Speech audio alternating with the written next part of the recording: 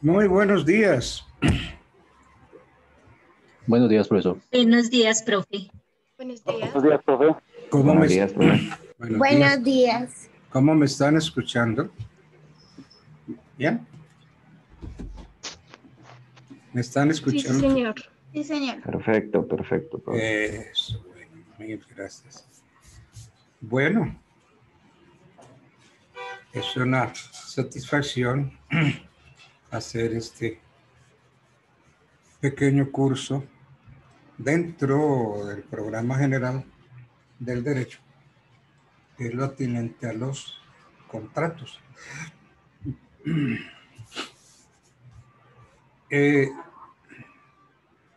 Como libro de consulta, pues obviamente que yo recomiendo mi libro. En la universidad, en las bibliotecas, está el libro del doctor Altamar, que es Teoría General de los Contratos. Pero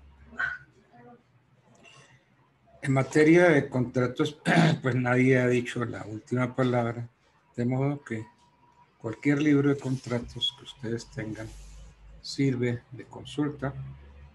Y si no, pues con unas buenas notas no necesitan de ningún libro.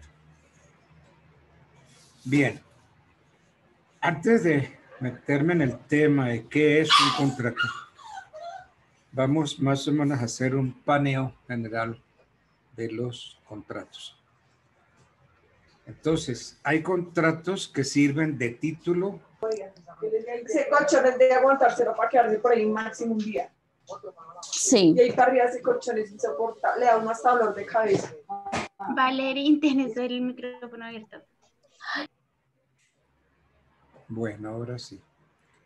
Entonces, hay contratos que sirven de título para la transmisión de bienes. Esos son un grupito de contratos que sirven para transmitir bienes.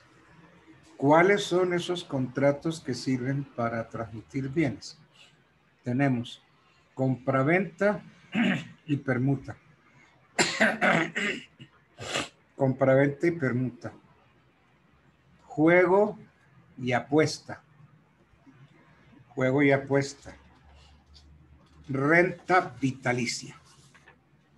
¿Ok? Esos son los contratos para la transmisión de los bienes. Viene una segunda clase.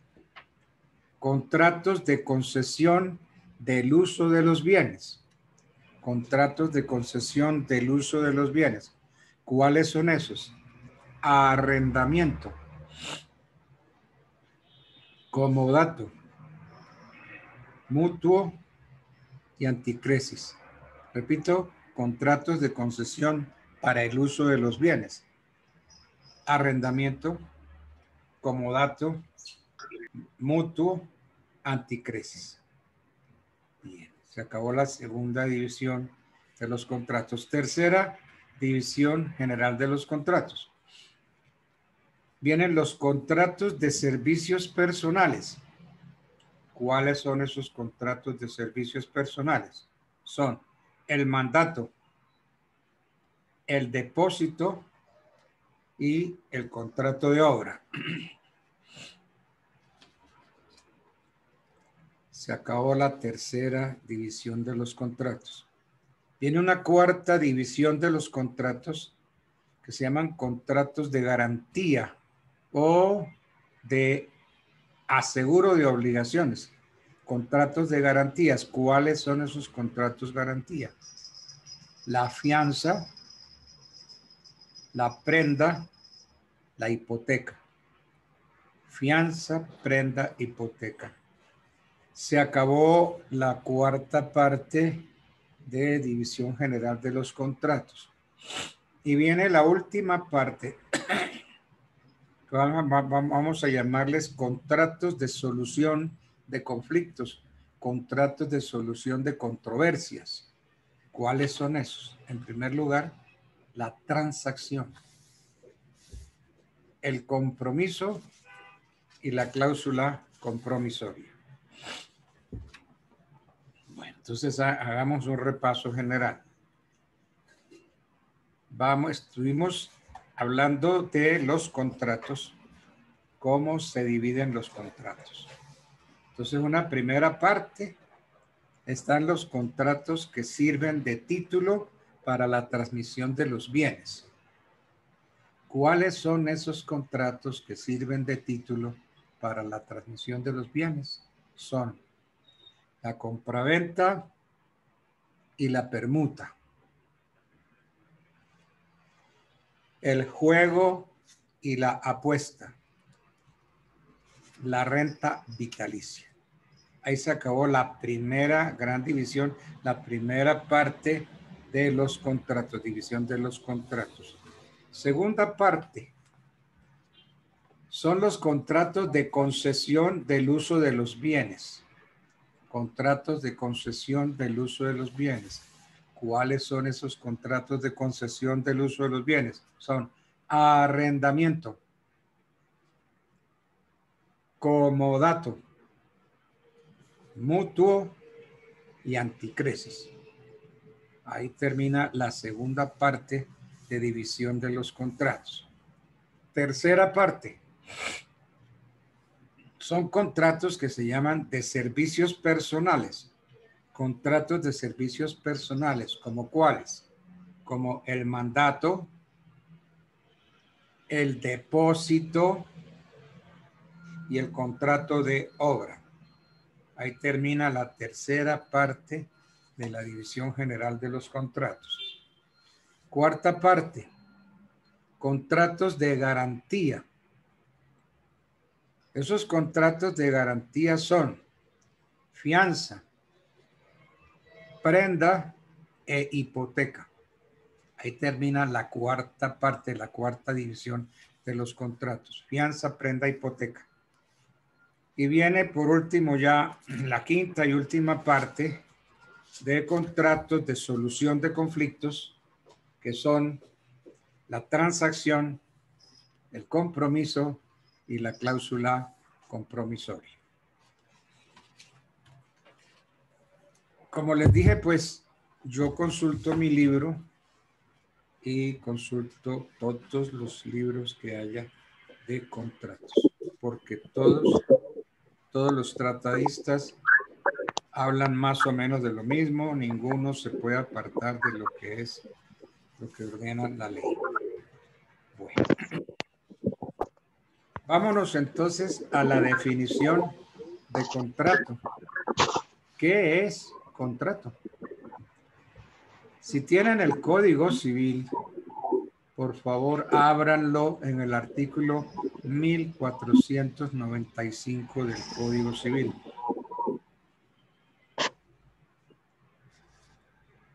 Si ya lo tienen abierto, vamos a ver qué dice el Código Civil. 1495 dice: contrato o convención.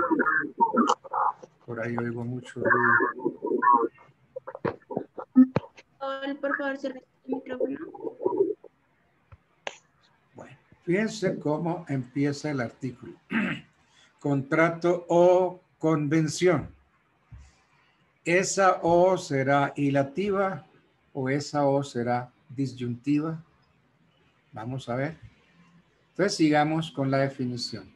Contrato o convención es un acto por el cual una de las partes se obliga para con otra a dar, a hacer o no hacer alguna cosa. Entonces, por la redacción da a entender que contrato y convención para el artículo 1495 es una misma cosa. Porque si fueran dos cosas diría son actos. Contrato o convención son actos. No, aquí dice contrato o convención es un acto. Entonces está hablando en singular, por el cual una de las partes se obliga para con la otra a dar, a hacer o no hacer alguna parte, alguna cosa. Eso que nos obligamos a dar, a hacer o no hacer, acuérdense cuando vieron obligaciones, eso se llaman prestaciones. Prestaciones de dar, prestaciones de hacer. Y yo también puedo quedar obligado a lo negativo, a no dar, a no hacer. Es que todos los contratos no son positivos. Yo puedo quedar obligado, mi prestación puede ser no dar, no hacer. Entonces, aquí lo importante es que hay una obligación en que una persona se obliga para con otra a dar, hacer o no hacer. Y el código finaliza diciendo que las partes pueden ser de una o de muchas personas. Entonces, comencemos, volvamos otra vez a la definición. Contrato o convención. Da a entender el artículo que contrato y convención son sinónimos, lo que en estricto sentido es una impropiedad, porque contrato es una convención y contrato es una cosa y la convención es otra. La definición es defectuosa. ¿Por qué es defectuosa? En primer lugar, por cuanto da a entender que los contratos solamente pueden producir obligaciones a cargo de una de las partes y en favor de la otra. Dice, contrato de convención es un acto por el cual una de las partes. Entonces da a entender que los contratos solamente pueden producir obligaciones a cargo de una de las partes, por el cual una de las partes y en favor de la otra. Esto no es así. En realidad, las obligaciones que trae el contrato son recíprocas, porque hay obligaciones para una parte y hay obligaciones para otra parte. Entonces, esto de contrato de convención es un acto por el cual una de las partes se obliga para con otra. Entonces, está enfocada la definición al contrato unilateral. Y resulta que los contratos por lo general son bilaterales. Entonces, da a entender que convención, que contrato o convención son sinónimos. Y vuelvo y repito, es una impropiedad.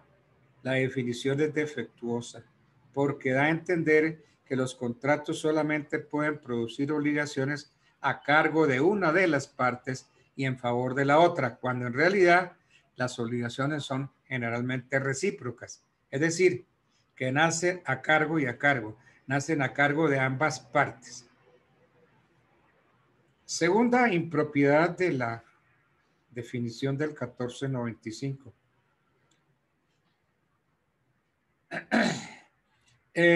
Identifica contrato o convención.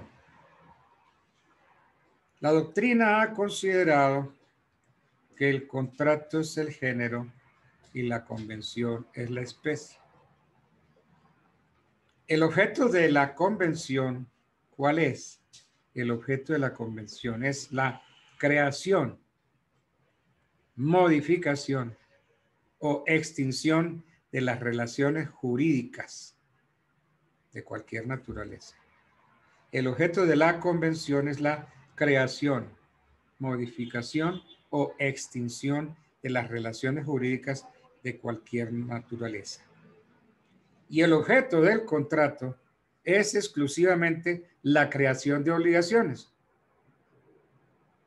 Por eso, un jurista muy importante, Jean-Charles Florent de Molon, Jean-Charles Florent de Molon. De Molon, ¿qué dijo?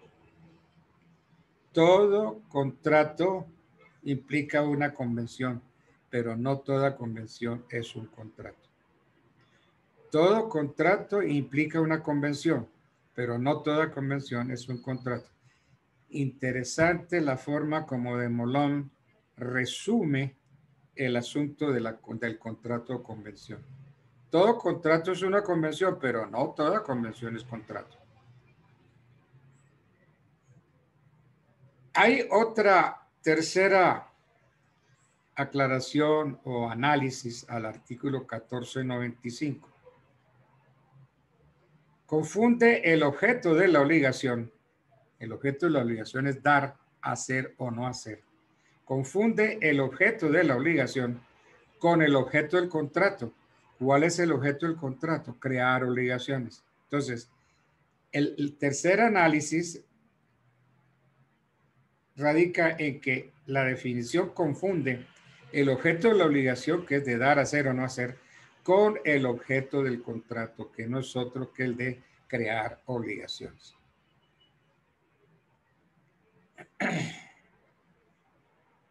Entonces, podemos ya decir con toda seguridad que el Código Civil confundió el término convención, que es el género, con la especie, que es el contrato.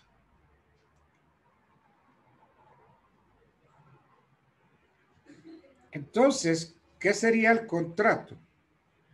El contrato sería ese acuerdo de voluntades,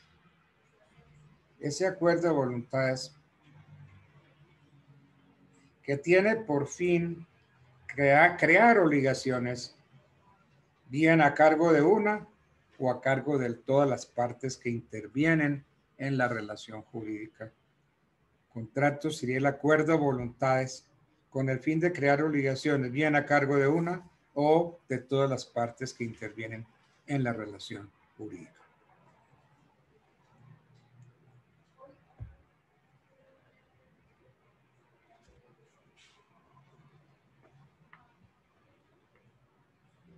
Entra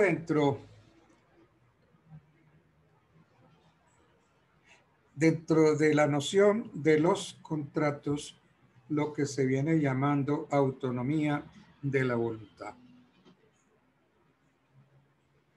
Entonces son los particulares los que tienen el poder de regular las relaciones sociales en un acto jurídico llamado contrato. Esta teoría de la voluntad pues emana de la Revolución Francesa.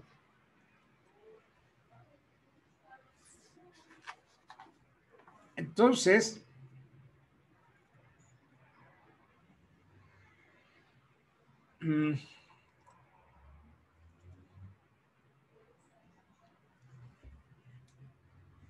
hay unos puntos claros que yo quisiera que ustedes lo tuvieran muy en cuenta.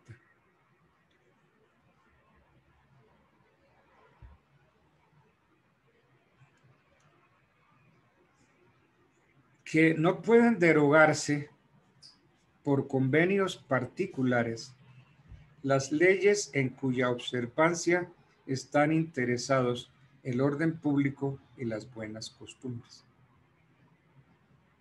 Y que hay objeto ilícito en todo contrato prohibido por las leyes. Y entonces, finalmente, sale el 1602 con una definición.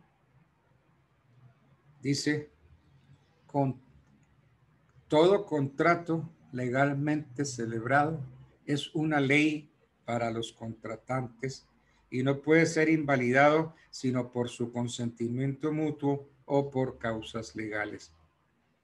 Pareciera que esta es la definición que trae el Código Civil de Contrato, el artículo 1602, así como existe la ley del monte, llamémosle al 1602 la ley del contrato, porque dice, todo contrato legalmente celebrado es una ley para los contratantes y no puede ser invalidado sino por su consentimiento mutuo o por causas legales.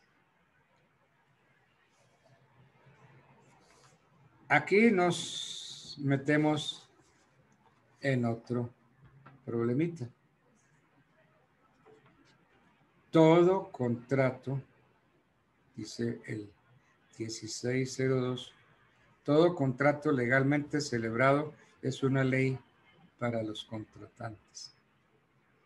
Entonces, nos preguntamos, ¿Será que los contratos hacen leyes? La respuesta es no. Los contratos no hacen leyes. Ah, que la ley lo toma como... Sí, dígame. ¿Una pregunta? Bueno, entonces, todo contrato legalmente celebrado es una ley para los contratantes. No podemos decir que los contratos hagan leyes, porque las leyes ustedes saben que se producen en el Congreso de la República, viene en la Cámara, viene en el Senado. Entonces los contratos no hacen leyes que se puedan considerar como leyes para los contratantes. Ese es otro cuento. Pero no podemos ponerlo en un artículo que todo contrato legalmente celebrado es una ley para los contratantes. Y no puede ser invalidado sino por consentimiento mutuo o por causas legales. Bien.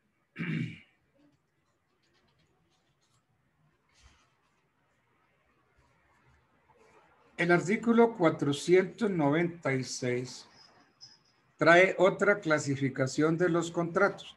Ya no es como les dije al comienzo. Entonces el 1496 va a hablar del contrato unilateral y del contrato bilateral. Entonces dice el 1496, estoy leyendo el artículo, el código. El contrato es unilateral cuando una de las partes se obliga para con la otra quien no contrae obligación alguna.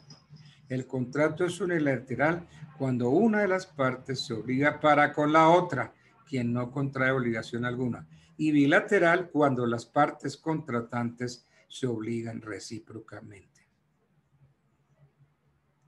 Entonces, dice, contrato unilateral cuando una de las partes. Y después dice, bilateral cuando las partes. Aquí, en esta clasificación que hace el 1496, no tiene en cuenta el número de obligaciones a que da nacimiento el contrato, sino el número de personas. ¿Sí? Contrato unilateral cuando una de las partes. Bilateral cuando las partes. Entonces, en esa clasificación no tienen en cuenta el número de obligaciones, sino el número de personas obligadas que intervienen en el contrato. Entonces, la nota característica dada por este artículo 1496 es que en el contrato bilateral hay una reciprocidad de las obligaciones. Sí, miren, 1496. Y bilateral cuando las partes contratantes se obligan recíprocamente. Entonces, de la definición dada por este artículo, resulta claro que la nota característica del contrato bilateral es la reciprocidad de las obligaciones que de él se derivan. Por ejemplo, la compraventa, la sociedad. Porque los que intervienen en la compraventa hay obligaciones para el vendedor y obligaciones para el comprador. Y el contrato es unilateral cuando solo genera obligaciones a cargo de una de las partes contratantes, como el mutuo, el préstamo de consumo, el comodato, en fin, el depósito civil, el mandato no remunerado. El hecho de que un contrato sea unilateral no quiere decir que en determinados momentos no se pueda presentar una situación bilateral. Por ejemplo, el contrato de depósito. En el contrato de depósito, el depositario debe responder de la conservación de la cosa hasta su restitución. Y por su parte, el depositante debe retribuirle al depositario los gastos que haya hecho en desarrollo del contrato. Entonces, miren, empieza a hablarse de los contratos sinalagmáticos perfectos y sinalagmáticos imperfectos. En una compraventa, sabemos cuál es la obligación del comprador y cuál es la obligación del vendedor. Entonces, ese es un contrato sinalagmático perfecto. Nace obligaciones para el uno y obligaciones para el otro. Pero en los contratos unilaterales, como el depósito, en el depósito solamente hay obligaciones para una de las partes, nada más. Entonces, el depositario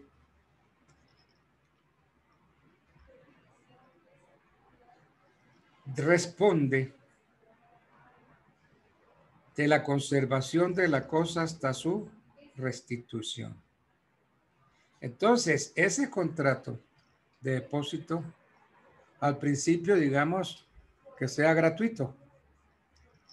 Yo tengo unos automóviles, usted tiene una bodega, y yo le digo, oiga, ¿me deja guardar mis carros en su bodega?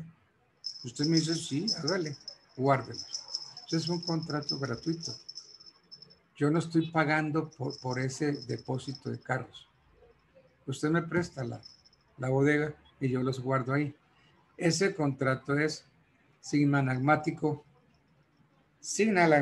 perfecto. Pero en desarrollo del contrato empiezan a nacer obligaciones para usted, dueño de la bodega.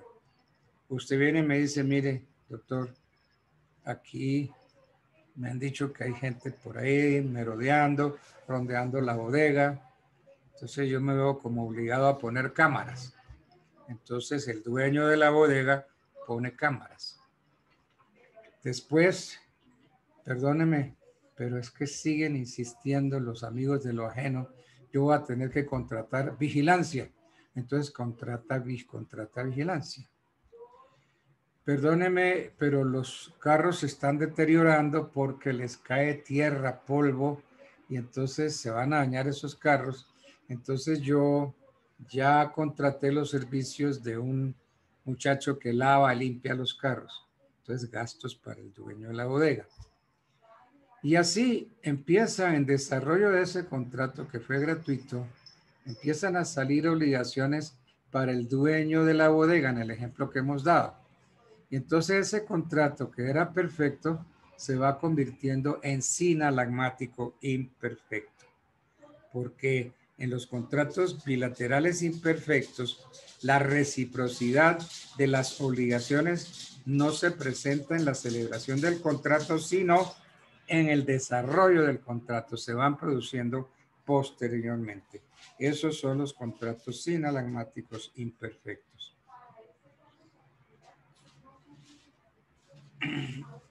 ¿Qué importancia tiene la clasificación de los contratos en bilaterales y unilaterales?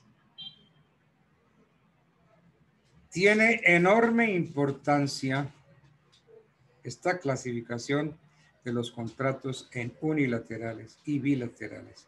Tiene enorme importancia desde el punto de vista de la concepción, desde el punto de vista de la condición resolutoria. ¿Qué entendemos por condición resolutoria? Tiene consecuencias en la culpa y en la excepción de contrato no cumplido. También hace alusión a la condición resolutoria que trae el artículo 1546. El artículo 1546 dice, en los contratos bilaterales va envuelta la condición resolutoria en caso de no cumplirse por uno de los contratantes lo pactado. Entonces, el 1546 pareciera que se refiere a los contratos bilaterales, dice, muy claro, 1546, en los contratos bilaterales va envuelta la condición resolutoria en caso de no cumplirse por uno de los contratantes lo pactado. Entonces, esta condición no opera en los contratos unilaterales. 1546. Ahora, En relación con la culpa, podemos decir que en los contratos unilaterales, el deudor es responsable hasta de la culpa grave. Es responsable de la culpa grave. Mientras que en los contratos bilaterales, el deudor responde de la culpa leve. Esto según el artículo 1604. Hay una excepción, la excepción de contrato no cumplido, consagrada en el 1609. Este artículo dice que en los contratos bilaterales, una parte no puede exigirle a la otra el cumplimiento de su obligación si a su vez él no ha cumplido con las obligaciones. Entonces el artículo 1609, excepción de contrato no cumplido.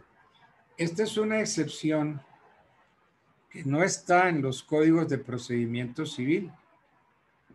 Ustedes no encuentran eso ni en el Código General del Proceso ni en los códigos que hablan del procedimiento civil. Esta excepción está en el Código Civil, excepción de contrato no cumplido o excepción de contrato parcialmente cumplido.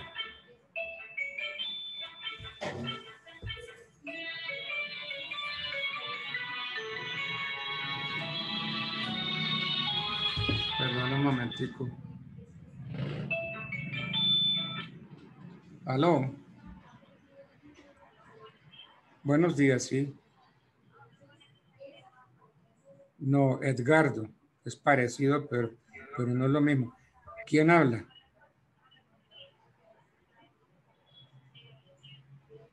Ah, ¿cómo estás, Luisa? ¿Cómo te ha ido? Cuéntame.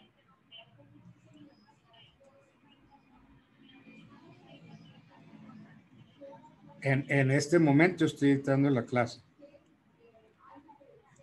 No, estoy ya desarrollando la clase. Interrumpí para atenderte. Cuéntame, ¿en qué te puedo servir?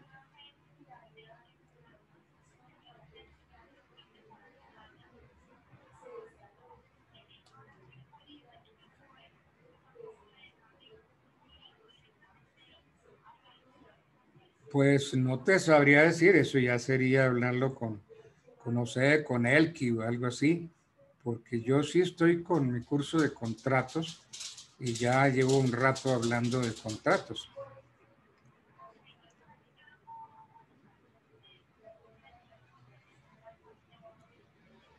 No, yo ahorita mismo no podría, perdóname. Me estás pidiendo que interrumpa, que busque y te llame para... ¿Ok? Bueno, pues bien, ok.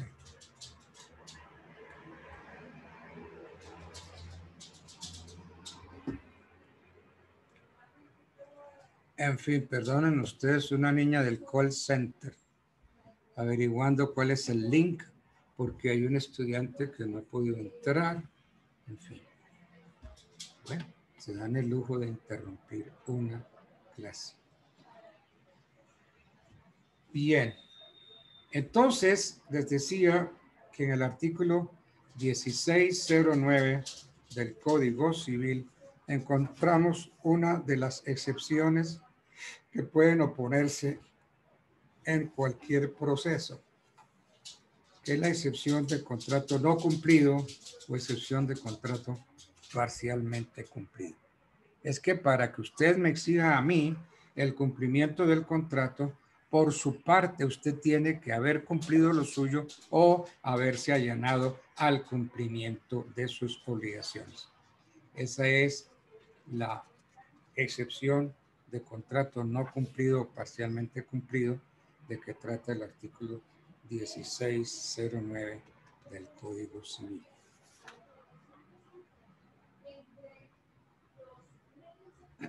Otra división, veamos en bilateral, unilateral, es la de contrato gratuito. A ver, Ya les había dicho que en relación con la culpa, podemos decir que en los contratos unilaterales, el deudor es responsable de la culpa grave, los contratos unilaterales, mientras que en los contratos bilaterales, el deudor responde hasta de la culpa leve, según el 1604. El 1497 del Código Civil nos va a hablar del contrato gratuito y del contrato oneroso. El contrato es gratuito o de beneficencia, dice el 1497. El contrato es gratuito o de beneficencia cuando solo tiene por objeto la utilidad de una de las partes, sufriendo la otra el gravamen. Y oneroso cuando tiene por objeto la utilidad de ambos contratantes, gravándose cada uno en beneficio del otro. Gratuito o de beneficencia cuando tiene por objeto la utilidad de una de las partes, y oneroso cuando tiene por objeto la utilidad de ambos contratantes.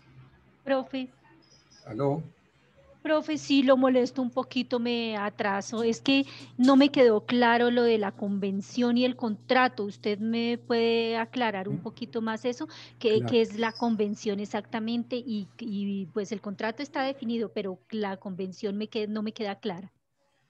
Ya. La convención es un acuerdo de voluntades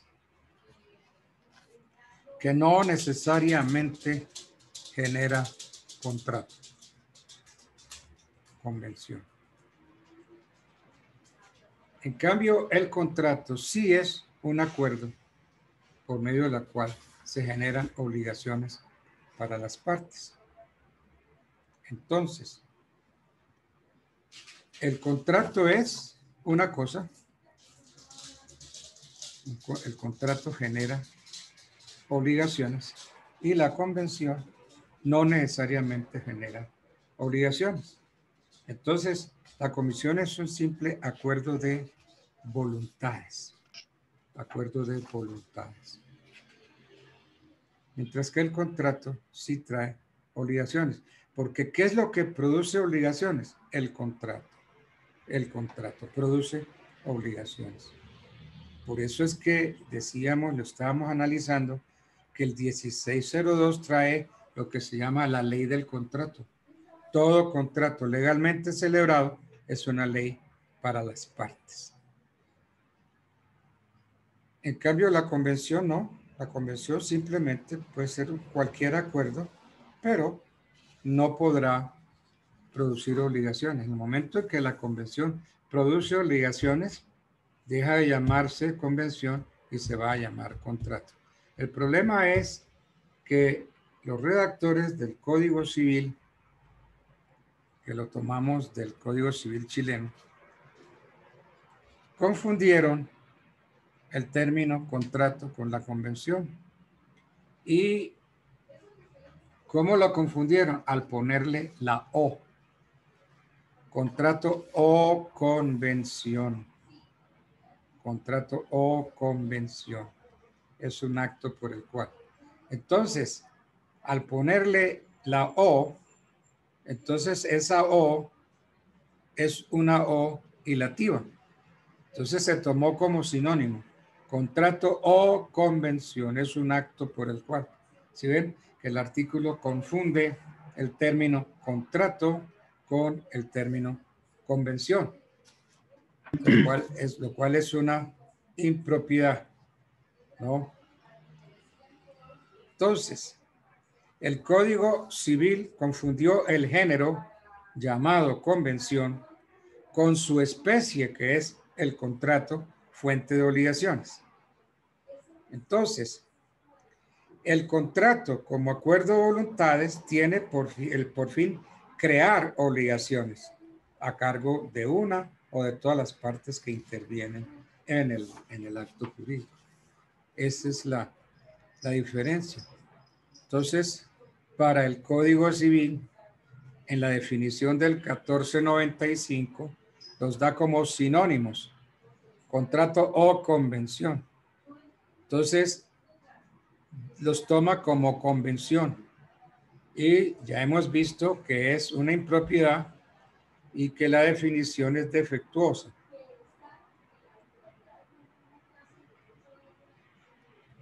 Aquí hay una impropiedad que ya la dije, pero la repito.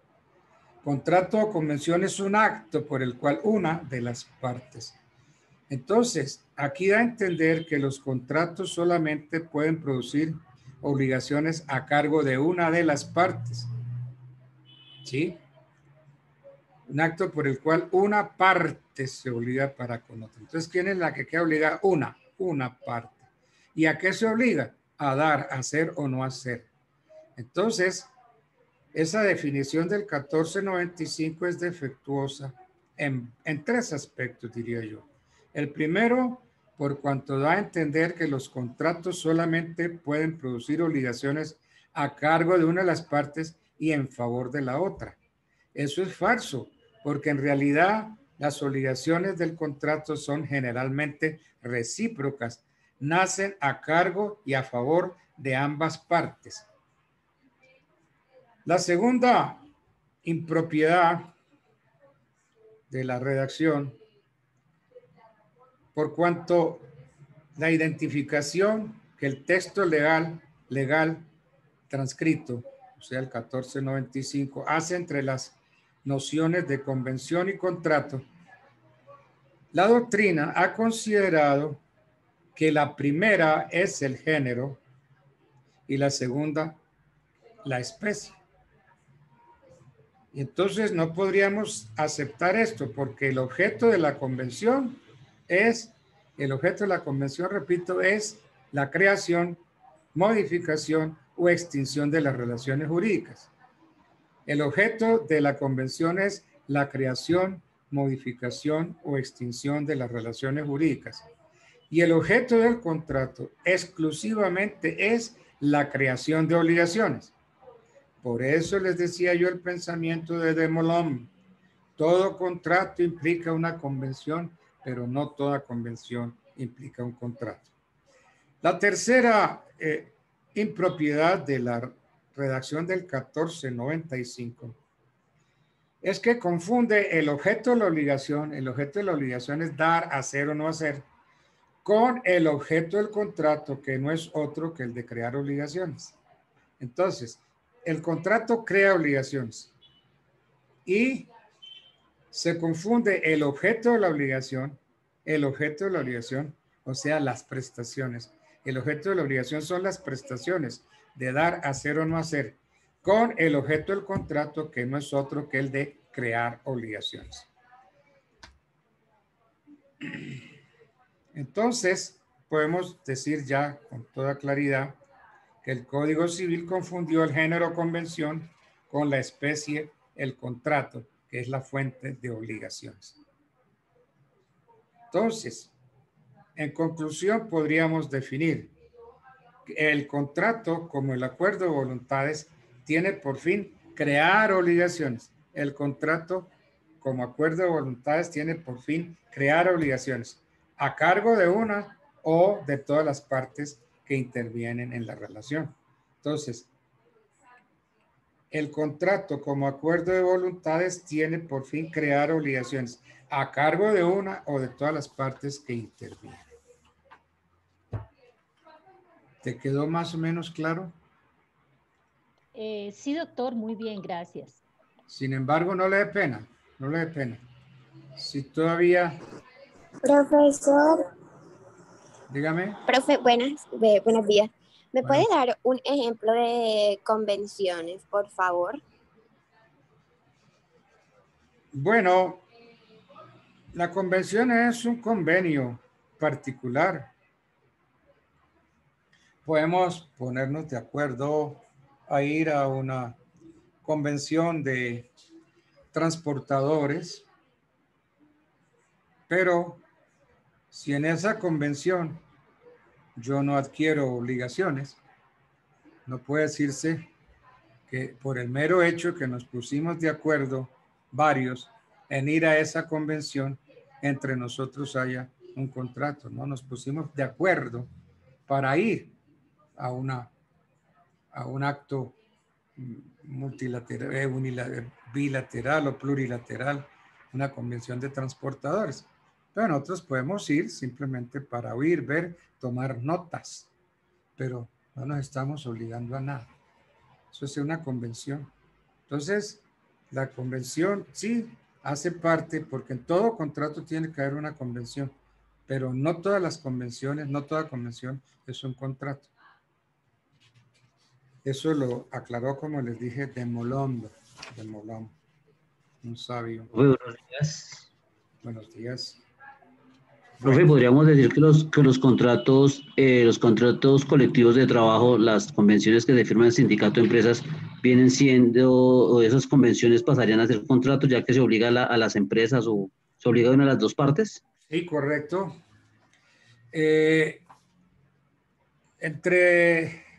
Entre los trabajadores y qué sé yo, un sindicato, se llega a una convención, se llega a un arreglo. Entonces, esa convención se le puede meter, por así decirlo, al contrato laboral.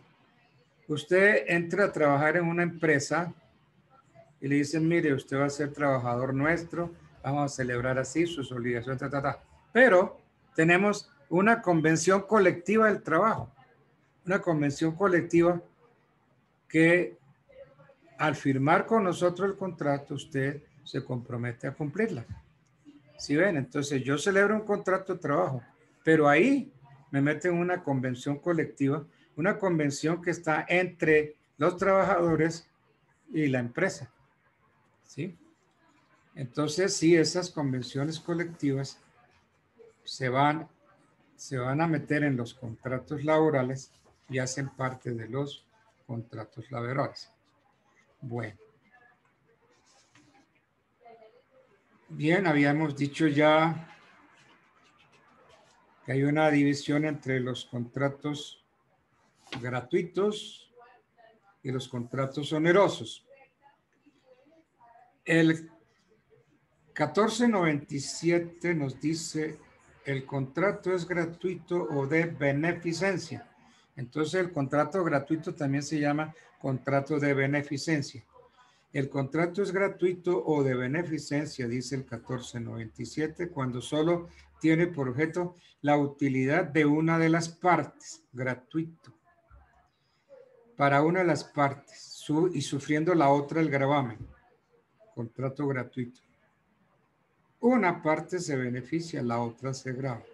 En cambio, los contratos onerosos tienen por objeto la utilidad de ambos contratantes, gravándose ambos, uno en beneficio del otro. Y así. Entonces, los contratos gratuitos que se celebran teniendo en cuenta la calidad de las personas son contratos que se llaman intuitu personae.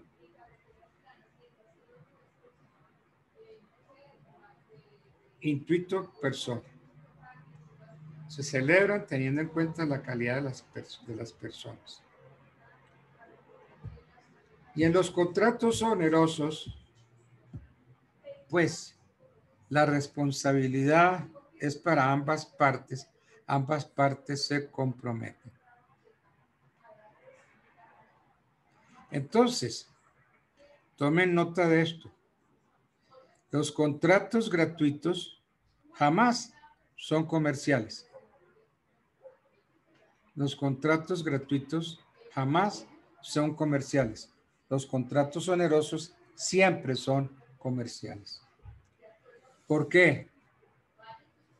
Porque en el contrato oneroso siempre se persigue el lucro.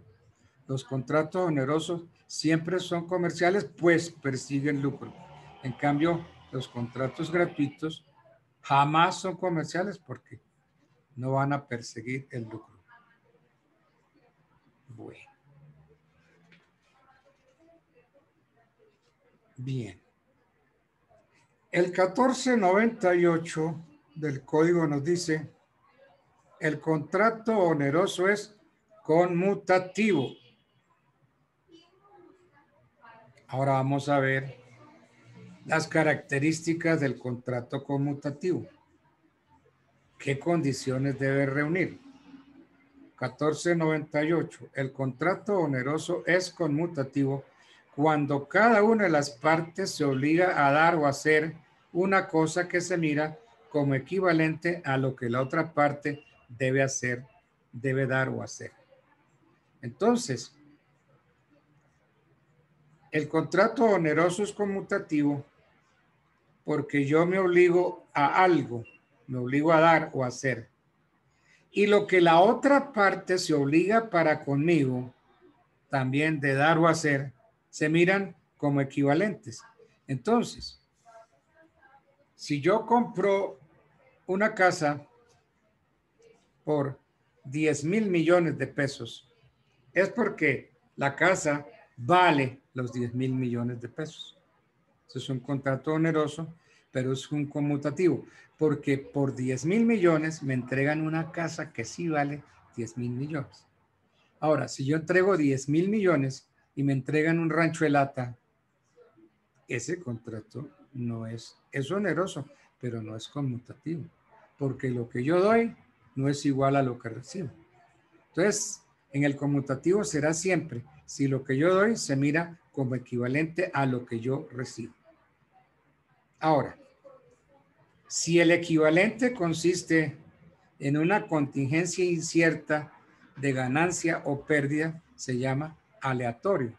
¿Por qué? Porque entra ahí el alias, la suerte. Entonces, si yo compro la lotería, ¿qué estoy comprando? La suerte, el alias. Si yo voy y hago un baloto, pues estoy comprando la suerte, que salgan los números. Pero si los números salen, inmediatamente esa empresa tiene que pagarme lo ofrecido. Fíjense que le dicen a uno, con revancha, uno sí, déme todo lo que sea. ¿Por qué? Porque está jugando el factor suerte, suerte. En cambio, el otro es conmutativo, porque si lo que yo doy es igual a lo que recibo, el contrato es oneroso, pero es conmutativo. Ahora, podemos decir que un contrato es conmutativo cuando reúne las siguientes condiciones. Desde lo anterior podemos decir que un contrato es conmutativo cuando reúne las siguientes condiciones. Primera, o A, que sea oneroso o útil para todas las partes que en él intervienen. Que un contrato es conmutativo si reúne las siguientes condiciones. Que sea oneroso, útil para todas las partes que en él intervienen. Segundo, que no sea aleatorio, es decir, que dicha utilidad pueda ser apreciada desde el momento mismo de la celebración del contrato. Es que usted, el momento mismo de la celebración del contrato, sabe cuánto va a ganar.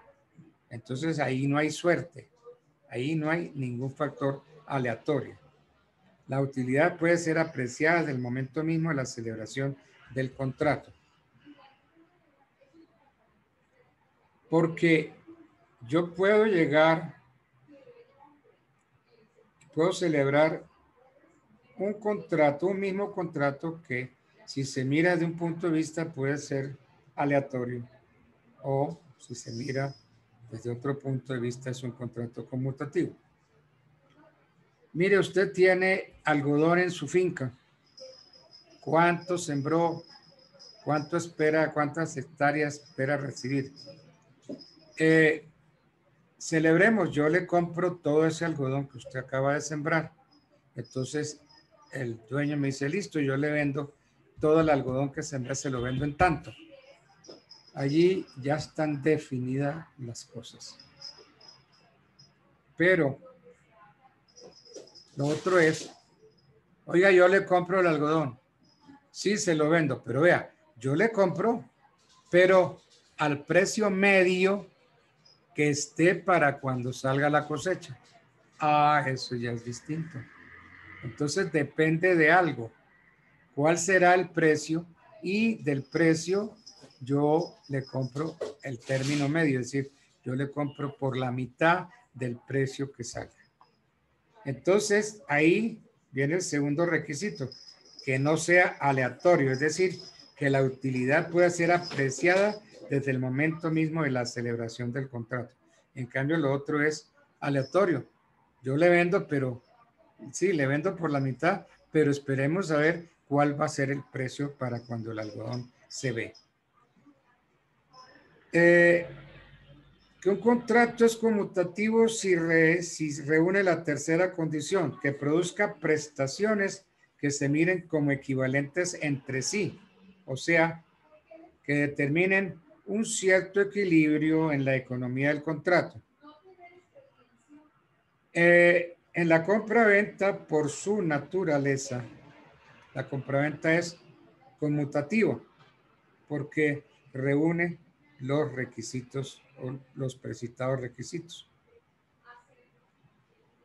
En cambio, la compraventa de la esperanza es así, ¿no? Entonces, la pesca, la caza, depende de la buena o mala suerte que yo tenga en la pesca. Y el contrato aleatorio, que es el de suerte, puede ser o no ser oneroso. Por ejemplo, la donación de la pesca que haya de recoger el donante en un día. Oiga, yo le compro la pesca que tenga hoy, que saque usted hoy en el día. Pues eso es aleatorio. Aleatorio. Porque yo no sé cuánto va a sacar usted en el día. El 1499 del Código Civil clasifica los contratos en principales y accesorios. Leamos el 1499. El contrato es principal cuando subsiste por sí mismo sin necesidad de otra convención. El contrato es principal cuando subsiste por sí mismo sin necesidad de otra convención. Y accesorio cuando tiene por objeto asegurar el cumplimiento de una obligación principal.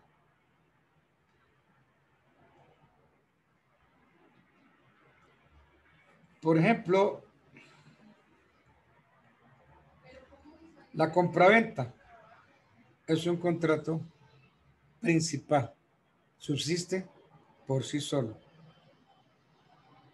Y contrato accesorio si tiene por objeto asegurar el cumplimiento de una obligación principal. Por ejemplo, la hipoteca. La hipoteca es un contrato accesorio. ¿Por qué? Porque garantiza el cumplimiento de la obligación principal. Si yo le pido al banco un préstamo y celebro con el banco un contrato de mutuo, el banco me dice, oiga, ¿y qué me da en garantía del pago?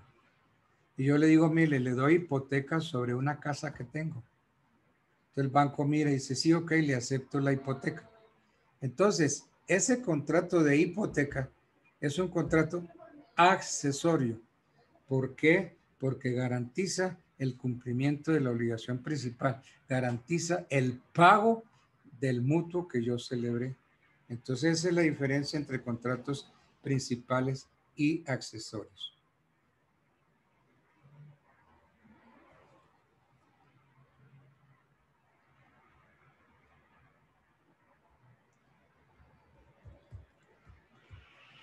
Aquí hay algo que vale la pena analizar. 1499. El contrato es principal cuando subsiste por sí mismo sin necesidad de otra convención. Tendríamos que decir, ahí trae la definición de contrato principal y contrato accesorio, 1499. Aquí tendríamos que decir que en realidad No hay contratos principales y accesorios, según que subsistan por sí mismos o no. ¿Por qué? Porque es que todo contrato subsiste por sí mismo. ¿Sí ven? 1499. El contrato es principal cuando subsiste por sí mismo sin necesidad de otra convención y accesorio cuando tiene por objeto asegurar el cumplimiento de una obligación principal. Entonces, si nos ponemos a analizar bien ese artículo, no hay contratos principales y accesorios. No hay contratos principales y accesorios según que subsistan por sí mismo o no. ¿Por qué? Porque todo contrato subsiste por sí mismo. Lo que sucede es que hay contratos que producen obligaciones accesorias, como es la fianza, la hipoteca, la anticresis. ¿Sí la captan?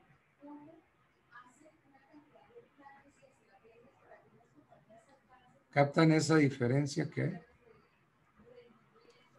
Los oigo. Sí, profe, sí. Sí, muy claro. Bueno. El artículo 1500 del Código establece: el contrato es real cuando para que sea perfecto, es necesaria la tradición de la cosa a que se refiere. Y es solemne cuando está sujeto a la observancia de ciertas formalidades especiales, de manera que sin ellas no produce ningún efecto civil. Y es consensual cuando se perfecciona por el solo consentimiento. Leamos el 1500 otra vez. El contrato es real cuando para que sea perfecto es necesaria la tradición de la cosa a que se refiere. Y es solemne cuando está sujeto a la observancia de ciertas formalidades especiales, de manera que sin ellas no produce ningún efecto civil. Y es consensual cuando se perfecciona por el solo consentimiento. Entonces, el contrato real, cuando para que sea perfecta se necesita la tradición. Y solemne cuando se necesitan de ciertas solemnidades. Y consensual cuando se perfecciona por el mero consentimiento.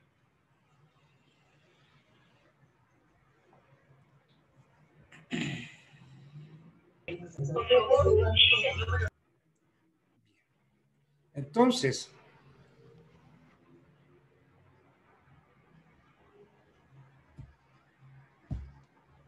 la compraventa de bienes inmuebles sería un contrato real o un contrato solemne.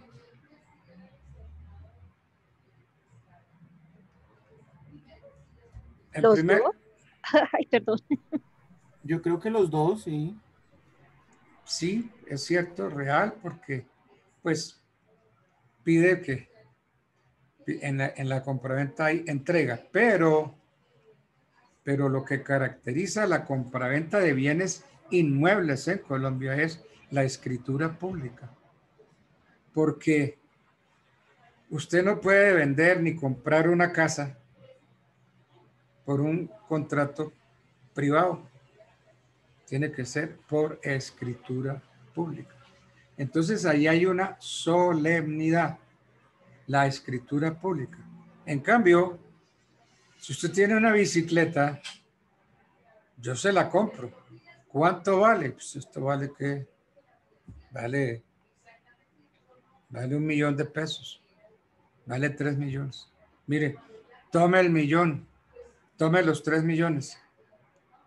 Y entonces, ¿qué hace el dueño de la bicicleta? Me dice, tome su bicicleta, mire, aquí se la entrego. Entonces, ese contrato se perfeccionó con la mera entrega. La entrega que también es tradición. Entonces, la tradición se confunde con la entrega. Porque ¿qué es la tradición? Aquel acto por el cual una persona llamada tradente transfiere el derecho de propiedad a otra persona llamada adquirente.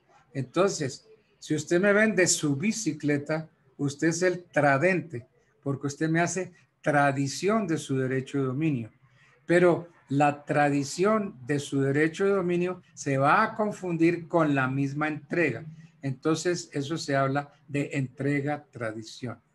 En cambio, si usted me vende su casa, usted me hace escritura pública, hasta ahí no tenemos nada. Todavía no hay contrato de venta. Ah, mire, es que yo le entregué las llaves de la casa. Sí, es que yo fui, le abrí la casa y le hice entrega de la casa. Sí, ok. Pero, ¿dónde se verifica la tradición de los bienes inmuebles? En la oficina de registro de instrumentos públicos. Entonces, si yo voy a hacer la tradición, si yo llevo la escritura a la oficina de registros de instrumentos públicos y allí la oficina de registro no me puede inscribir el título, no ha habido tradición, no ha habido entrega, no ha habido nada. ¿Sí ven? Bueno.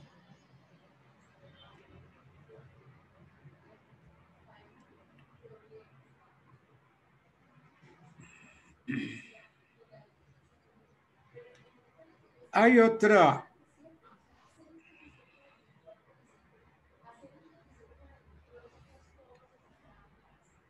división o otro análisis que hay que hacer de que hay contratos típicos y atípicos. Se dice que el contrato es típico cuando ha sido particularmente reglamentado por la ley. Ejemplo, la compraventa, el arrendamiento. Son contratos típicos. Y se dice que el contrato es atípico cuando sus estipulaciones no encajan en ninguno de los contratos normados por la ley. Por ejemplo, el contrato de leasing, el contrato de joint venture, el contrato de know-how. Esos son contratos atípicos. La compraventa es un contrato típico. El arrendamiento es un contrato típico. ¿Por qué? Porque tiene tratamiento en el código. Y atípico cuando no tiene tratamiento en el código. Entonces, algunos le dicen a los contratos típicos, les llaman contratos nominados. Y a los atípicos le llaman contrato innominado. El contrato nominado no es aquel que se distingue porque tiene nombre. Y contrato innominado es aquel que se distingue porque no tiene nombre. No, señor. Nominado o típico si tiene tratamiento en el código. La compraventa, el arrendamiento. Son contratos nominados, contratos típicos.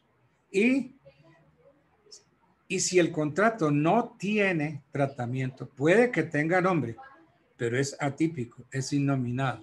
Tiene nombre, pero no tiene tratamiento. Por ejemplo, el leasing, el joint venture, el know-how. Esos son contratos que tienen nombre, ¿cierto? Pero son atípicos. Son contratos que puedo decir son innominados porque no tienen tratamiento en el código.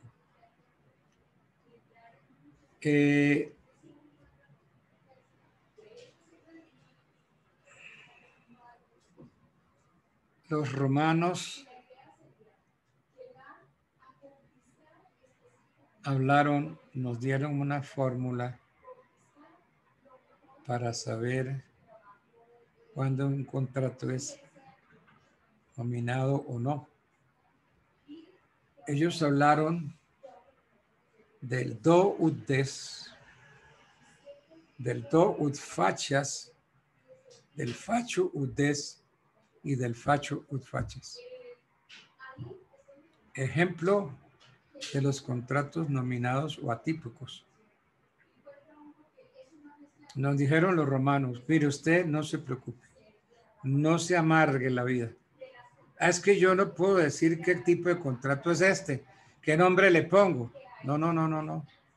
Primera solución, do ut des.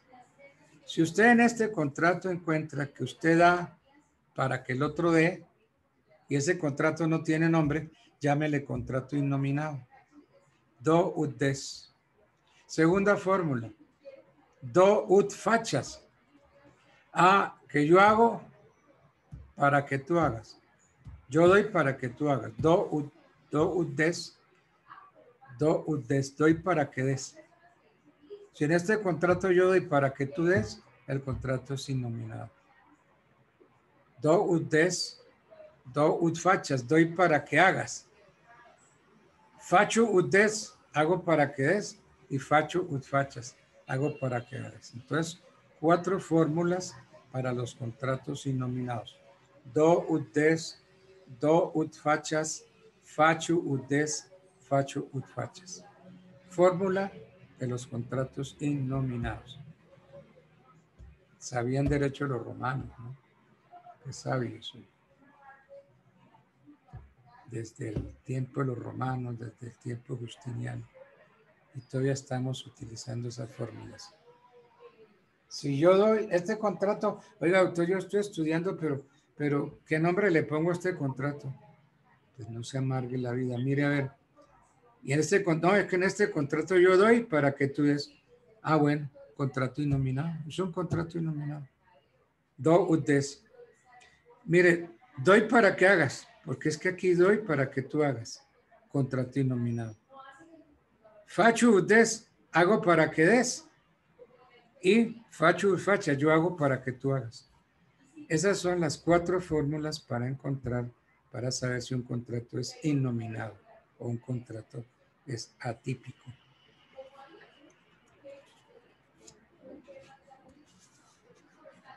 Bueno.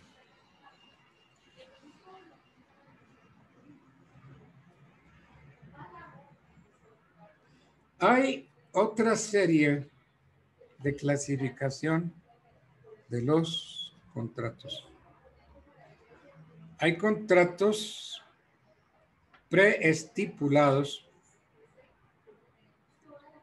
o de libre discusión y hay contratos de adhesión donde no hay libre discusión. El contrato es preestipulado cuando su celebración se realiza previa discusión entre las partes, preestipulados. De libre discusión. Cada una de las cláusulas ha sido discutida por las partes. Cada cláusula es elaborada conjuntamente por los contratantes. Y el contrato es de adhesión. Cuando 2 o más personas se encuentran vinculadas por un contrato sin que con anterioridad se haya desarrollado el proceso de la estipulación. El SOAT. Cuando usted va a manejar un carro o una moto, necesita tener un SOAT. Y entonces usted va donde venden SOATs. Mire, necesito un SOAT para este carro, para esta moto. ¿Cuánto vale? Vale 400. Entonces usted paga los 400,000 y la empresa le da a usted una póliza de seguro, SOAT. Fíjese que usted ahí no discutió el contrato con la aseguradora. Oiga, pero un momentico, espere, ¿por qué me cobra 400,000 pesos? Mire, venga, vamos a ver cuáles son sus obligaciones, cuáles son las mías. ¿Qué dice la vendedora? Perdone, señor, si no está interesado, hágase a un lado. El siguiente. Mire, necesito una SOAT para mi moto. Sí, perfecto. ¿Qué moto es? Le vale tanto. Necesito un SOAT para mi carro. ¿Sí ve? Esos son contratos de adhesión. Las cláusulas no se discuten. Las cláusulas están preestipuladas, preestablecidas. Generalmente la empresa poderosa es la que impone su decisión, es la que impone las condiciones. Entonces, los contratos de adhesión. Hay otra clasificación de los contratos en relativos y colectivos. Los primeros, llamados por la doctrina contratos individuales, hacen relación a los relativos. Los contratos individuales hacen relación a los relativos. Pues la denominación es impropia porque sugiere la idea absurda de que pueden existir contratos celebrados por un solo individuo. Los relativos son llamados por la doctrina contratos individuales. Hacen relación a los relativos porque sugiere la idea de que puede existir contratos celebrados por un solo individuo. Para que un contrato sea considerado relativo o colectivo, poco importa el número de personas que concurran en su formación. Por ejemplo, una sociedad puede constituirse entre muchos y no por eso entra en la categoría de los contratos colectivos. Tampoco se puede atender para el efecto si el contrato desarrolla interés para pocas o para muchas personas, porque los contratos celebrados por una persona jurídica colegiada, son relativos a pesar de que miren el interés de esa persona y de los individuos que la integran. Entonces, contrato colectivo, ¿cuál es? Aquel del cual resultan derechos y obligaciones para las personas que ni directa ni representadas por otras han intervenido en su celebración. Ahorita hablábamos de las convenciones colectivas que están reglamentadas por el Código Sustantivo del Trabajo. Al determinar las condiciones laborales de un grupo de empresas que pueden llegar a producir derechos y obligaciones respecto de empleadores y trabajadores pertenecientes a un gremio, a pesar de que no han intervenido en la celebración de tales convenciones. Entonces, esos son contratos colectivos. Los contratos sindicales generalmente son contratos colectivos. ¿Por qué? Teniendo los sindicatos la representación de todos los trabajadores, las obligaciones y derechos que nacen, que se pactan en esas convenciones, obliga a todos. Entonces, esos contratos son colectivos. Bueno.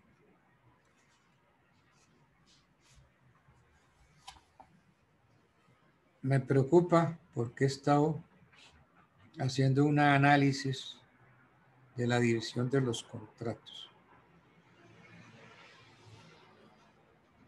Claro que en ese análisis va desapareciendo en la medida que ustedes empiecen a abrir el código y a leer los artículos. Aquí hemos mencionado varios artículos que vale la pena que ustedes lo estudien, lo tengan. Lo primero fue la definición de contrato en el artículo 1495, que tienen que leerse bien ese artículo que dice, distinguir cuándo es contrato, cuándo es convención, por qué se confunde lo uno con lo otro. Tienen que estudiar también el 1602, que habla de la ley del contrato.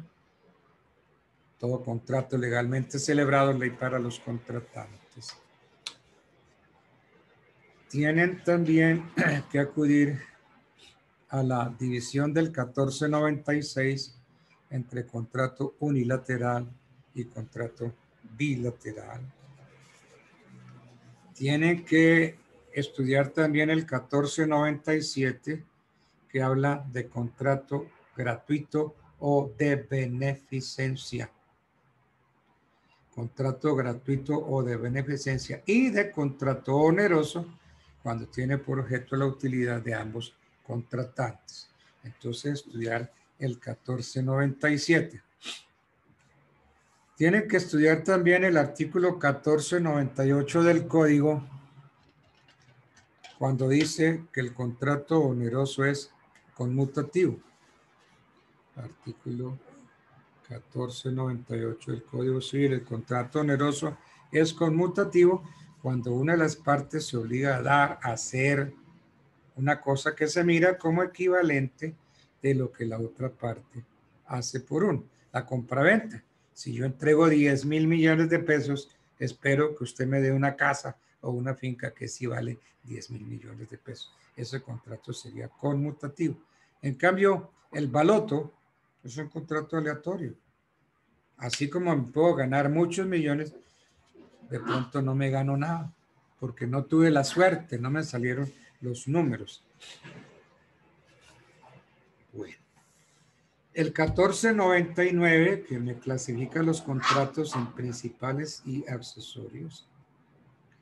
El 1500, que me va a hablar del contrato real y del contrato consensual. Eso hay que tenerlo muy clarito.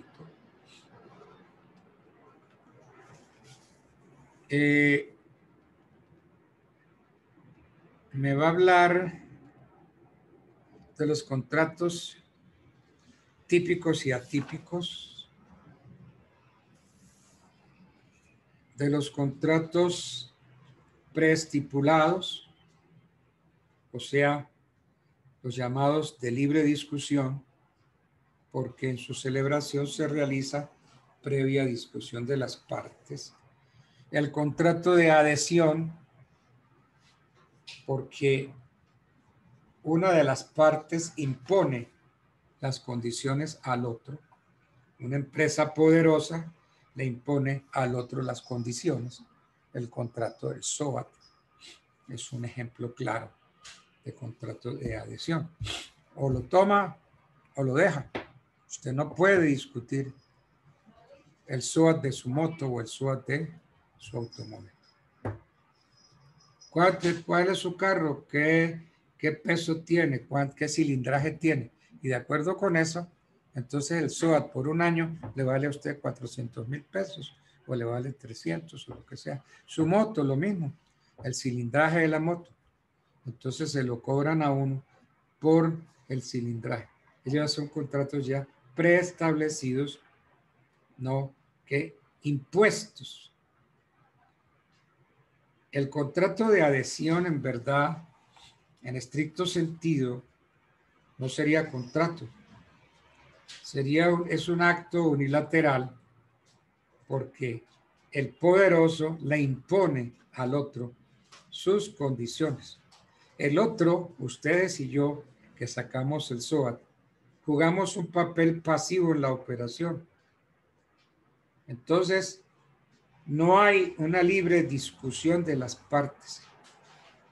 Entonces, para la formación de un contrato es indispensable que haya un proceso de discusión. Aquí no hay discusión. En el contrato de adhesión es impuesto. O lo toma o lo deja. También hablamos de los contratos relativos y colectivos. Y vamos a hablar ahora de los contratos de ejecución instantánea y los contratos de tracto sucesivo.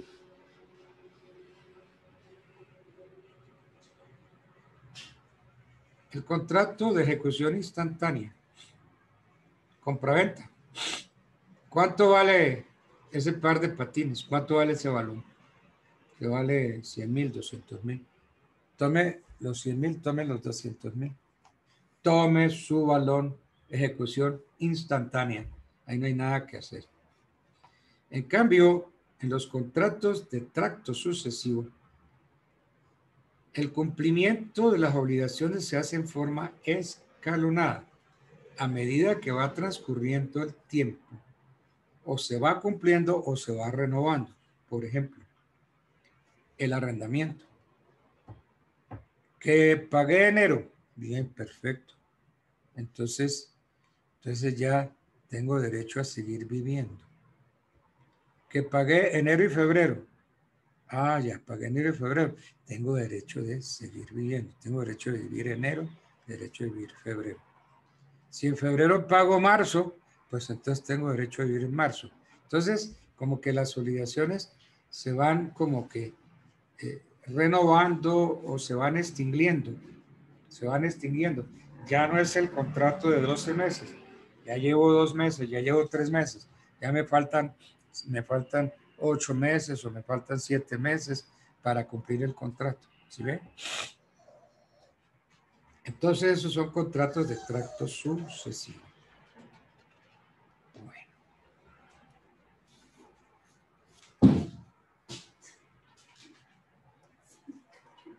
Hablemos de la extinción de los contratos. Hemos estudiado cómo un contrato legalmente celebrado es ley para las partes. Y ese contrato legalmente celebrado no puede ser invalidado sino por mutuo consentimiento o por causas legales. Pues bien, ese mutuo consentimiento es lo que técnicamente se llama resiliación. Resiliación, SC. El mutuo consentimiento es llamado resiliación. Otros le dicen revocación de los contratos.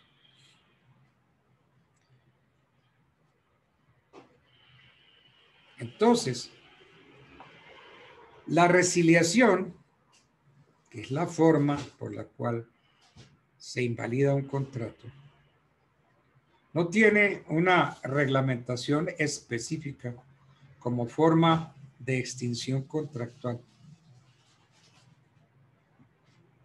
¿Qué sería la resiliación?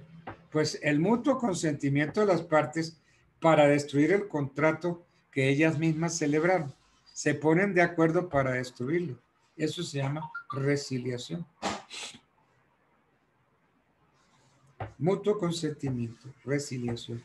Otros le dicen, no, revocan el contrato, las partes. Entonces, por medio de la resiliación, se extingue un contrato que ha nacido limpio a la vida jurídica, es decir, un contrato que nació sin vicios en su formación. Y que por la potestad del mutuo consentimiento que tienen las partes, resolvieron deshacerlo. Entonces, las cosas se deshacen como se hicieron. Entonces, las partes, así como lo hicieron, tienen la facultad para deshacerlo. Eso es lo que se llama resiliación. Ahora bien, si en la resiliación, si en el contrato hay intereses de terceros, entonces ya las partes no pueden ejercitar libremente la resiliación. ¿Por qué? Porque no pueden afectar los intereses de los terceros.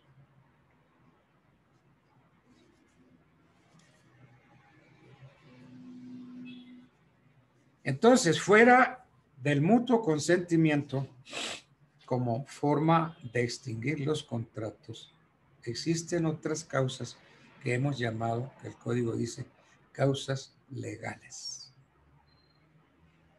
Causas legales. ¿Cuáles son esas causas legales? Fuera del mutuo consentimiento, que ya lo vimos, se llama resiliación. Existen otras causas legales. Entre ellas, ¿cuáles conocemos? Entonces, anotemos. Entre ellas, la resolución. Habíamos leído el artículo 1546 del código. Entonces la resolución tiene lugar cuando se dan los presupuestos exigidos por el artículo 1546. Repito, esas otras causas legales por medio de las cuales se puede rescindir un contrato. Dentro de esa está la resolución. Entonces, si se dan los presupuestos exigidos por el 1546, tenemos resolución. ¿Qué dice el 1546? En los contratos bilaterales va envuelta la condición resolutoria en caso de no cumplirse por uno de los contratantes lo pactado. En los contratos bilaterales va envuelta la condición resolutoria en caso de no cumplirse por uno de los contratantes lo pactado. Si uno de los contratantes no cumple lo pactado, entonces usted le dice, señor juez, de conformidad con el 1546, pido la resolución de este contrato. ¿Por qué? Porque mi contraparte no está cumpliendo con el contrato. Entonces, en los contratos bilaterales va envuelta la condición resolutoria en caso de no cumplirse por uno de los contratantes lo pactado. Pero esa condición resolutoria del 1546 es una condición resolutoria tácita, no está escrita. No está escrita. ¿Por qué? Porque la norma dice, en los contratos bilaterales va envuelta la condición resolutoria. ¿En qué consiste? En caso de no cumplirse por uno de los contratantes lo pactado. Entonces, la condición resolutoria del 1546 es una condición tácita. Todo contrato, ¿se entiende?, está afecto a la condición resolutoria. Ahora, ¿qué puede pedir la parte afectada?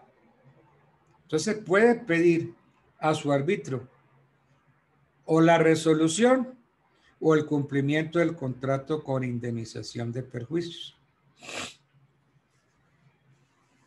Puede pedir o la resolución o el cumplimiento del contrato. A veces los abogados con las partes, con nuestros clientes, solemos ser arbitrarios. Viene la viejita, llega la viejita a su oficina, doctora, usted me lo recomendaron. Mire que celebré una promesa de compraventa con fulano de tal. Yo le cumplí la promesa, le pagué, le cumplí con todos los requisitos. Y ese señor no me quiere hacer la escritura pública. Ah, listo, señora, ya, listo, ya. Deme poder y ya, yo inicio el proceso. Entonces, la viejita le firma el poder y va y autentica su firma en una notaría. ¿Procedió bien el abogado? No. Fue atrabiliario. La atropelló. No consultó con ella. ¿Qué es lo que tiene que usted hacer como abogado? Mire, doña, usted tiene dos opciones. ¿Le interesa esa casita? De verdad, ¿verdad? Ay, sí, doctora, esa casita es linda. Yo estoy enamorada de esa casita. Mire que yo hice todos los esfuerzos, le cumplí, le pagué la plata y ese señor no me quiere correr la escritura pública. Mire, haga todo lo posible para quedarme con la casita. Entonces, ¿qué le está diciendo a la clienta? Pida el cumplimiento del contrato. El 1546 dice, en los contratos bilaterales va envuelta la condición resolutoria en caso de no cumplirse por uno de los contratantes lo pactado. Pero en tal caso podrá el otro contratante, podrá pedir a su arbitrio o la resolución o el cumplimiento con indemnización de perjuicio. Entonces, doña, vamos para pedir el cumplimiento del contrato. No, mire, ya a mí no me interesa esa casa, yo lo que quiero es que me vuelva la plata. Ah, bueno, entonces vamos a pedir la resolución del contrato con indemnización de perjuicios. Entonces, en el primer caso, la viejita quiere la casa. Entonces, ¿qué proceso va a iniciar usted? Mire, doctor, yo pagué la casita, la cumplí. Mire, yo estoy muy ilusionada con esa casita. Yo lo que quiero es que ese señor me cumpla, me corra la escritura pública. Ay, sí, mire, haga todo lo posible para que ese señor sea obligado a cumplirme el contrato. Entonces, ¿qué tenemos? ¿Qué se les ocurre que debemos hacer ahí? Si la viejita lo que quiere es que se cumpla el contrato. ¿Qué iniciamos? A ver, yo oigo voces. Están todos muy callados. Quiero oír opiniones. Podría ser, pues dependiendo del contexto, podría iniciar una pertenencia tal vez. No, porque para la pertenencia se necesita estar en posesión del inmueble durante el tiempo determinado por la ley. No, no sería el proceso de pertenencia. ¿Qué Doctor, otra? La ejecución del contrato. Muy bien, la ejecución del contrato. Ok, perfecto. ¿Qué hace usted por esa cliente suya? Ahí tiene la viejita en la oficina y entonces le dice, ay, mire, yo estoy muy ilusionada con la casita. Entonces, ¿usted qué dice? Esta señora lo que quiere es la casita. Entonces, ¿qué se le ocurre que va a hacer usted ahí? Ya tiene la señora ahí sentada.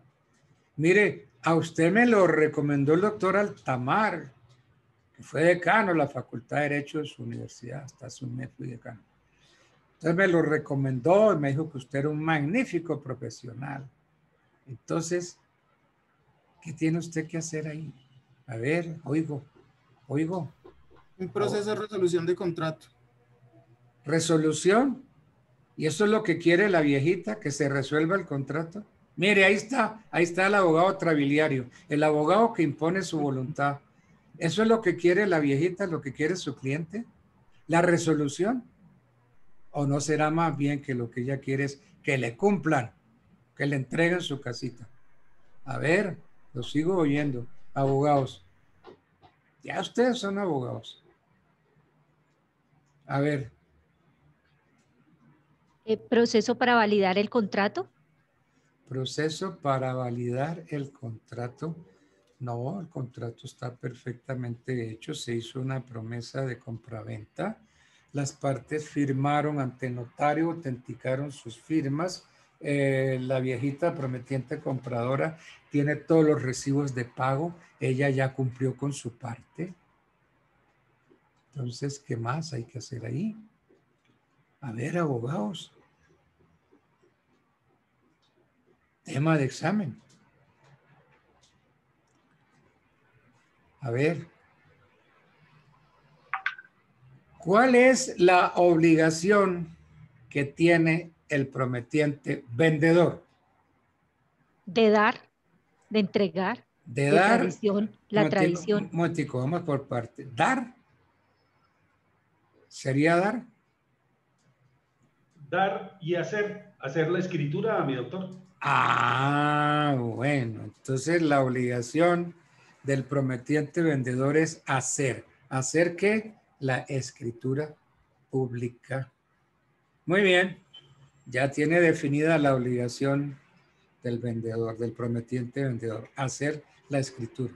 ¿Y cómo le retuerce usted el pescuezo a ese vendedor? ¿Qué inicia contra él? Una demanda. ¿Una ¿Sí? acción de cumplimiento? No, porque eso no es administrativo. ¿Qué tiene que hacer? Una demanda, sí, ¿qué demanda? Una demanda, tantas demandas que hay. ¿De alimento? No. Una demanda de, qué sé yo, de filiación. No. Una demanda por el cumplimiento del contrato. Una demanda por el cumplimiento del contrato. Metámonos un poquito más ahí. ¿Cuál es el cumplimiento del contrato? Firmar o realizar las solemnidades que le faltan para que la casa sea de la señora. ¿Y cuáles las solemnidades que le faltan? Elevar la escritura pública. Hacer la escritura pública. Entonces, ¿qué iniciamos? Un proceso ejecutivo por una obligación de hacer. Señor juez, condénelo a que corra la escritura pública.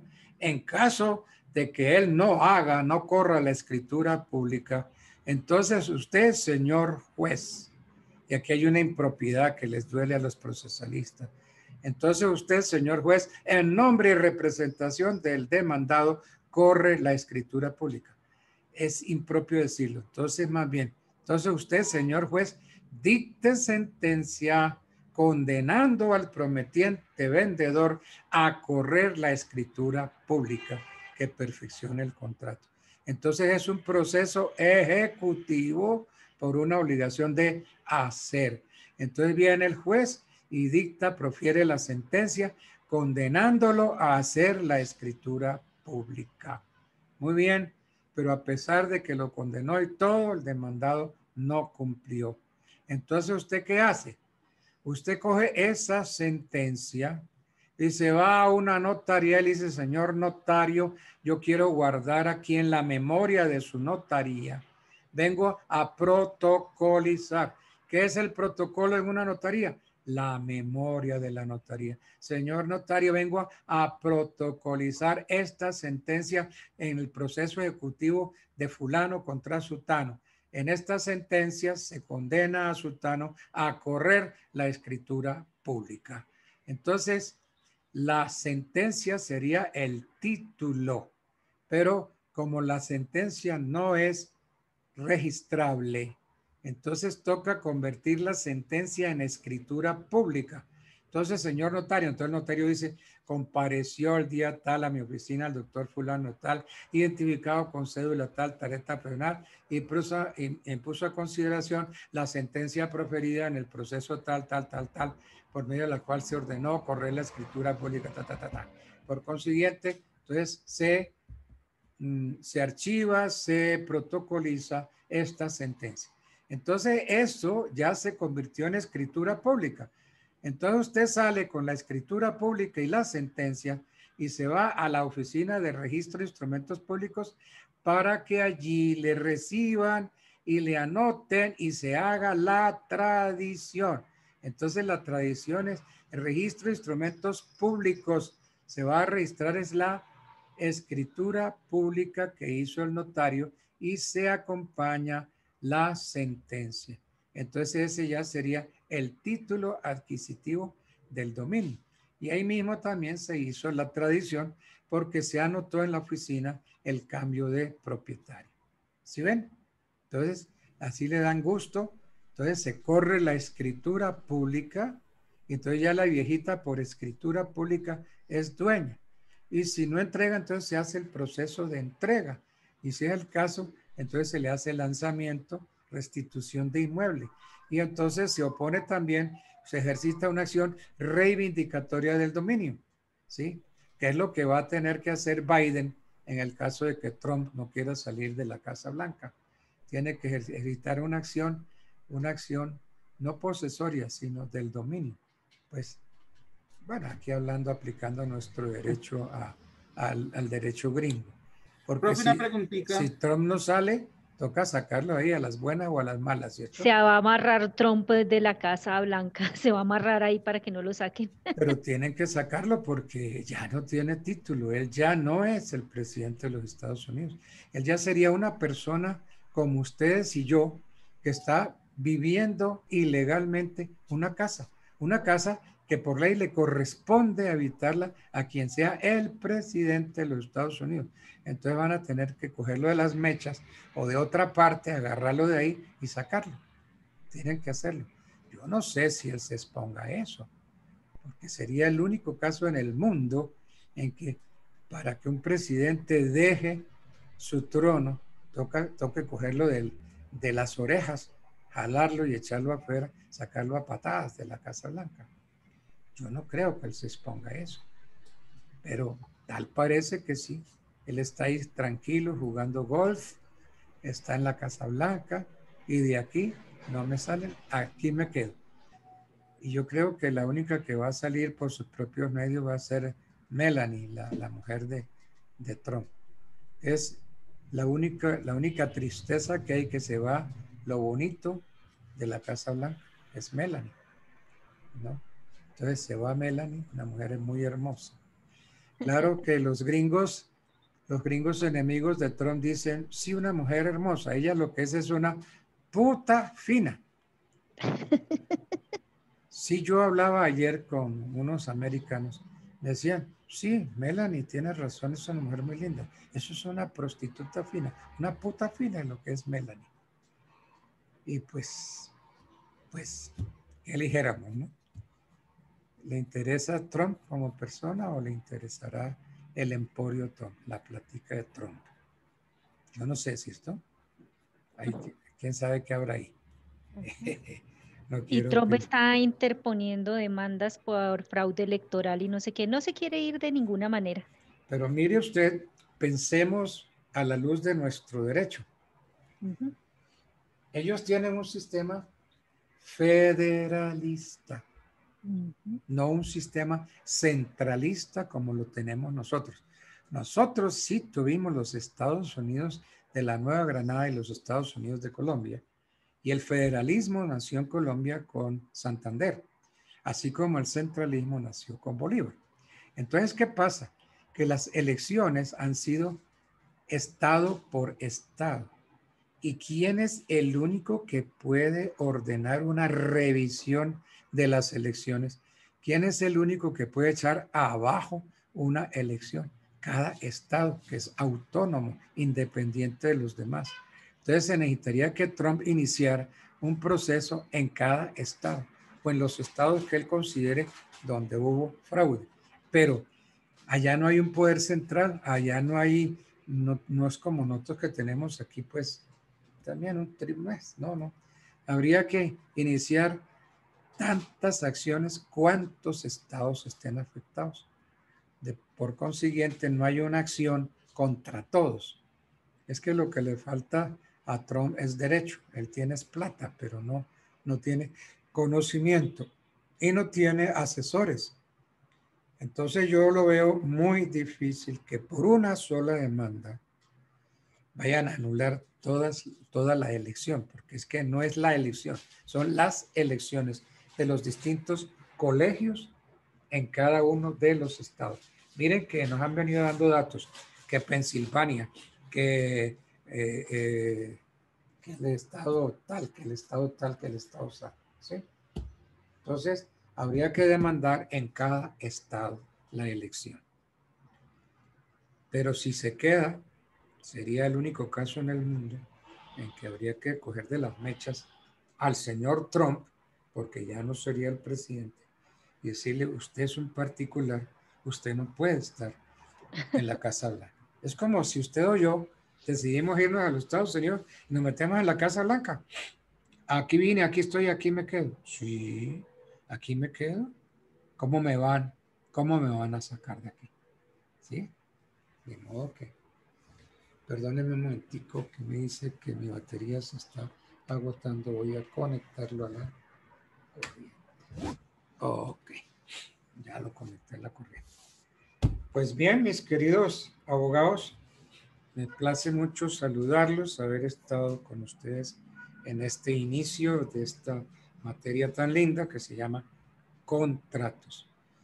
Y por favor, metámosle duro, porque es que el derecho solo se aprende cogiendo los articulitos, maceándolos, entendiéndolos, porque si no, se vuelve memoria. Y a mí no me gusta que el alumno memorice. A mí lo que me gusta es que el alumno entienda el derecho. Bien, entonces faltan 7 minutos para las 10. Ustedes tienen ahorita clase a las 10 y yo no debo ya abusar de su derecho. Un placer saludarlos a todos y un feliz día. Muchas gracias. Gracias, profe. Muy amable. Bueno, Feliz día, muy amable. Bueno, gracias. Pues, Gracias, chao. profe, que esté bien. Bueno, chao.